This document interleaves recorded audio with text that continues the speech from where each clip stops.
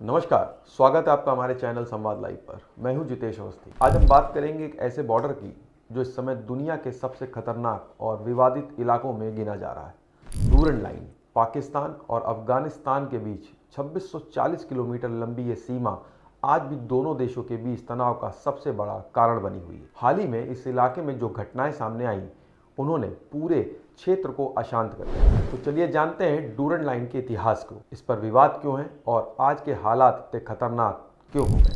तालिबानी लड़ाके Durand line पार कर पाकिस्तान की चौकियों पर हमले किए जा रहे हैं। जवाब में पाकिस्तान की सेना ने भी अफगानिस्तान के अंदर एयर स्ट्राइक की। इस बीच तहरीके तालिबान पाकिस्तान (TTP) ने भी पाकिस्तान सेना की कई चौकियों पर कब्जा कर लिया।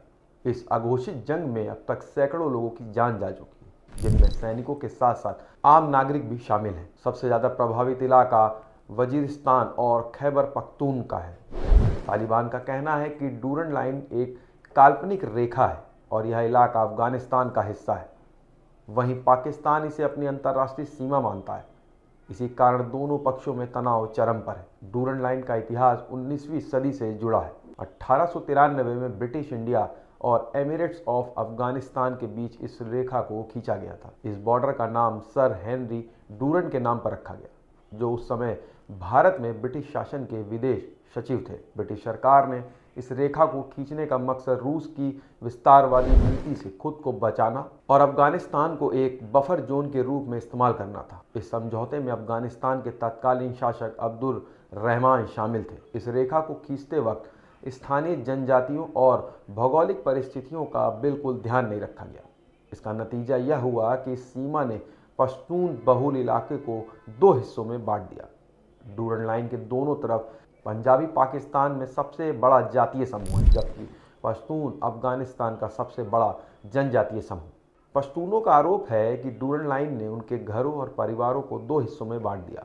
इस इलाके में रहने वाले पश्तून दशकों से अपने कबीले के साथ रहते थे, लेकिन ब्रिटिश हुकूमत ने एक साजिश के तहत इस रेखा को खींचकर उनके सामाजिक और सांस्कृतिक ढांचे को तोड़ दिया।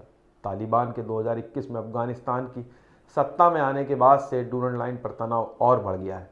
तालिबान इस रेखा को अफगानिस्तान की संप्रभुता का उल्लंघन मानता है। उनका कहना है कि यह सीमा वैध नहीं। पाकिस्तान इसे अपनी अंतर्राष्ट्रीय सीमा मानता है और डूरन लाइन पर बाड़ लगाने का काम भी कर चुका है।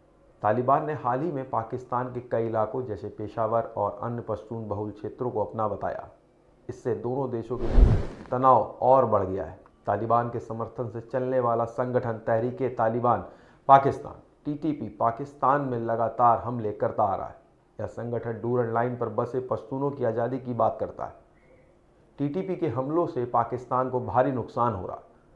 हाल ही में TTP ने पाकिस्तान की कई सैन्य चौकियों पर कब्जा कर लिया और सोशल मीडिया पर इसके वीडियो भी वायरल हो रहे हैं। डूरन लाइन सिर्फ एक बॉर्डर नहीं, बल्कि यह क्षेत्रीय राजनीति और सुरक्षा का अहम हिस्सा है।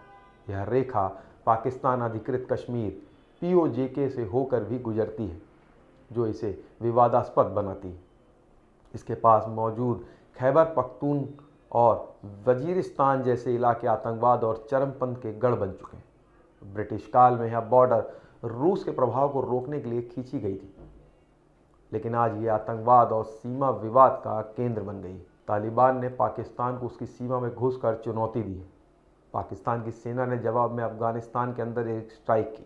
तालिबान समर्थित TTP ने भी पाकिस्तान में हिंसक हमले तेज कर दिए हैं। इस संघर्ष में आम नागरिकों की जान जा रही है, जिससे मानवीय संकट बढ़ रहा है। इसके अलावा अंतर्राष्ट्रीय समुदाय को भी इस मुद्दे पर हस्तक्षेप करने की जरूरत है। डूरन लाइन सिर्फ एक सीमा नहीं, बल्कि एक ऐसा विवाद है दो देशों को अस्थिर करता आ रहा है। तो डूरन लाइन पर यह था पूरा विश्लेषण। अगर आपको यह जानकारी पसंद आई हो तो इस चैनल को सब्सक्राइब करें और इस वीडियो को लाइक और शेयर करना ना भूलें। मिलेंगे एक नए वीडियो के साथ। नमस्कार।